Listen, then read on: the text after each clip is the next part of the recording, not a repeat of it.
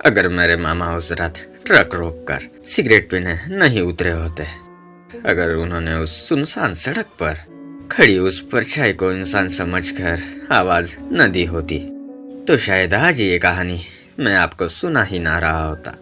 हाँ, ये कोई कहानी शुरू करने का तरीका नहीं है, ये एक चेतावनी है, क्योंकि कुछ रास्ते ऐसे होते हैं जहाँ अगर आप थोड़ी सी भी गलती कर दे तो वहाँ से सिर्फ गाड़ी नहीं, आपकी जिंदगी भी लौटकर नहीं आती। नमस्ते दोस्तों, आप देख रहे हैं स्कैरी स्टॉर्म अनिकेत के साथ। और आज जो कहानी मैं आपको सुनाने जा रहा हूँ वो किसी किताब या फिल्म की नहीं है। ये कहानी है मेरे अपने मामा की, जो पिछले 18 साल से ट्रक चला रहे थे। उन्होंने जो कुछ देखा वो आज भी उन्हें रात में चैन से नहीं सोने देता। तो चलिए शुरू करते हैं। आज की कहानी का नाम है ट्रक ड्राइवर। ये कहानी सच्ची घटना पर आधारित है।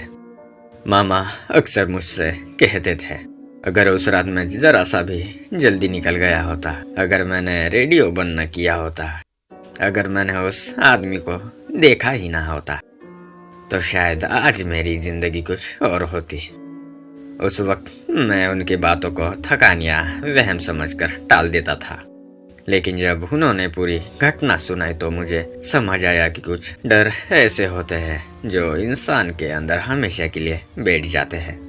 ये बात है साल 2014 के सावन का महीना था और लगातार बारिश हो रही थी। मामा छत्तीसगढ़ से नागपुर की तरफ ट्रक ले जा रहे थे। रात के करीब 2:30 बजे का वक्त था। हाईवे छोड़कर ट्रक एक पुराने स्टेट रोड पर चल रहा था। चारों तरफ घना जंगल, कोई ढाबा नहीं, कोई गांव नहीं, बस सड़क, बारिश और ट्रक की हेडलाइट की पीली रोशनी। मामा उस रास्ते से पहले भी कई बार गुजर चुके थे, इसलिए उन्हें कोई डर नहीं लग रहा था।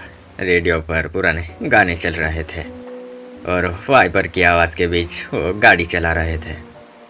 करीब 15 मिनट बाद उन्हें अजीब सा महसूस हुआ, जैसे कोई ट्रक के पीछे पीछे चल रहा हो। उन्होंने रियर मिरर में देखा, लेकिन वहाँ कुछ नहीं था। उन्होंने खुद को समझाया कि ये थकान की वजह से हो रहा है, लेकिन कुछ ही देर बाद उन्हें ऐसा लगा जैसे कोई उनकी गर्दन के पीछे से उन्हें कोई घूर रहा हो। बिना वजह शरीर में सिहरन दौड़ गई। बारिश के बावजूद ट्रक के केबिन के अंदर ठंड बढ़ने लगी। मामा ने स्वेटर पहना, फिर भी हाथ ठंडे पड़ रहे थे। अचानक रेडियो की आवाज़ बिगड़ने लगी। गाना धीमा, फिर तेज और फिर एकदम बंद। मामा ने रेडियो बंद कर दिया। उसी वक्त उन्हें ट्रक के अंदर पीछे से किसी के बैठने जैसी आवाज़ सुनाई दी, जैसे कोई सीट पर आकर बैठ गया हो। मामा घबरा गए।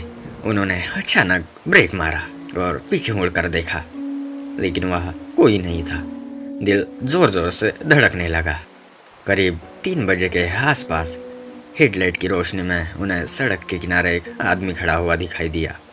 वो बारिश में भीग रहा था, सिर थोड़ा झुका हुआ था और चेहरा साफ नहीं दिख रहा था।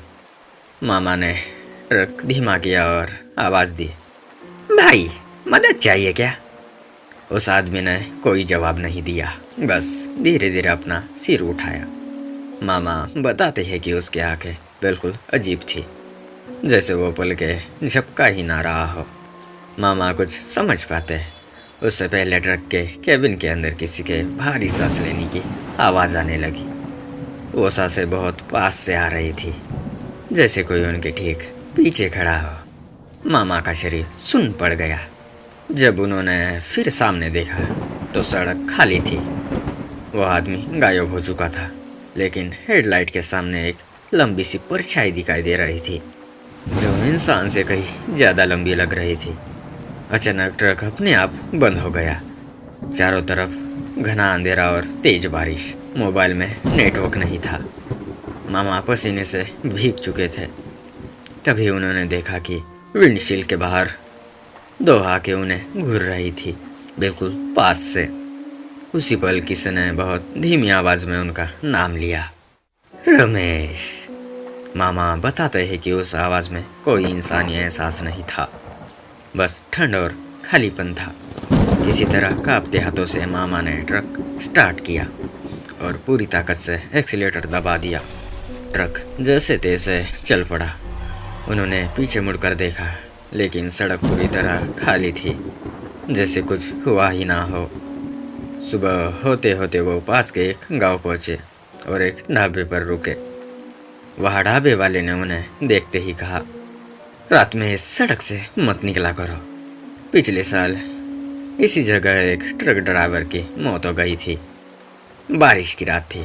उसकी लाश आज तक नहीं मिली। मामा ने कांपती आवाज में पूछा, उसका नाम क्या था? ढाबे वाले ने जवाब दिया, रमेश। यह सुनते ही मामा के हाथ से चाय का कप गिर गया। उस दिन के बाद मामा ने रात में ट्रक चलाना छोड़ दिया। आज भी बारिश की रात में उन्हें नींद नहीं आती। रेडियो की आवाज़ उन्हें बेचैन कर देती है। उनका मानना है कि उस रात वो किसी जिंदा इंसान से नहीं मिले थे, बल्कि उस ट्रक ड्राइवर की परछाई से मिले थे, जो आज भी उसी सड़क पर भटक रहा है। और शायद आज भी किसी अगली बारिश की रात वो परछाई किसी और ट्रक ड्राइवर का इंतज़ार कर रही होगी, क्योंकि कुछ सड़कों पर मंजिल से पहले मौत मिलती है। तो दोस्तों, ये थी मेरे मामा की आप बीती, जो आज भी उनको सोने नहीं देती। और दोस्तों, अगर आपको ये कहानी पसंद आए तो एक लाइक ज़रूर करें।